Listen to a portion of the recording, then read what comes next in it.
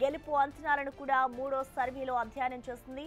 ఇక కాంగ్రెస్ కు వచ్చిన పాజిటివ్ లీడ్ పోలింగ్ నాటికి మరింత పెరగాలని సీఎం రేవంత్ రెడ్డి ఇన్ఛార్జ్ మంత్రులకు సూచించారు. పీసీసీ చీఫ్ కు ఆదేశాలిచ్చారు. దీంతో జూబ్లీహిల్స్ నియోజకవర్గంలో విజయాన్ని సొంతం చేసుకునేందుకు పార్టీ తన వ్యూహాలను అమలు చేస్తోంది.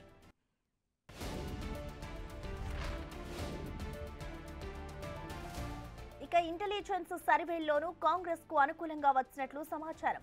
బీఆర్ఎస్ పార్టీతో పోల్చితే 8% కాంగ్రెస్ లీడ్లో ఉన్నట్లు ప్రభుత్వానికి రిపోర్ట్ అందింది.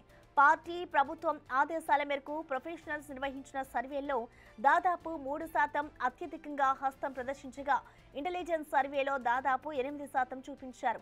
రెండు సర్వేల్లోనూ కాంగ్రెస్ పార్టీ లీడ్కు రావడంతో గెలుపు ఖాయమని హస్తం లీడర్లు పూర్తి భరోసాతో ఉన్నారు. ఇక క్యాండిడేట్ కూడా స్థానికుడు కావడం, ఇప్పటికే 2 సార్లు పోటీ చేసి ఓడిపోవడం, బీసీ లీడర్ కావడం కాంగ్రెస్ ను విజయం దిశగా అడుగులు వేపిస్తాయని పార్టీ నేతలు నమ్ముతున్నారు.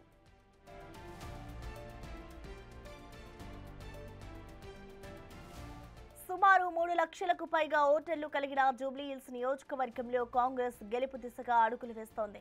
పోలింగ్ నాటికి మరింత స్కోరు సొంతం చేసేందుకు, ప్రజలను ఆకట్టుకునేందుకు ప్లాన్లను అమలు చేస్తోంది. ఇప్పటికే ప్రభుత్వం తరపున జూబ్లీహిల్స్ నియోజకవర్గంలో ఏకంగా దాదాపు 200 కోట్లతో శంకుస్థాపన కార్యక్రమాలు నిర్వహించారు. యువత ఉద్యోగాలకు హామీ ఇస్తూ సర్కారు ముందుకు సాగుతోంది. స్కిల్ డెవలప్మెంట్ కోసం ప్రత్యేక శిక్షణ ఇప్పిస్తామంటూ ప్రచారం చేస్తోంది. ఇక కులాల వారీగా కమ్యూనికేషన్ నిర్వహించేందుకు ఏకంగా 3 మంత్రులు, 20 మంది కార్పొరేషన్ చైర్మన్లు ఆ నియోజకవర్గంలో శ్రమిస్తున్నారు.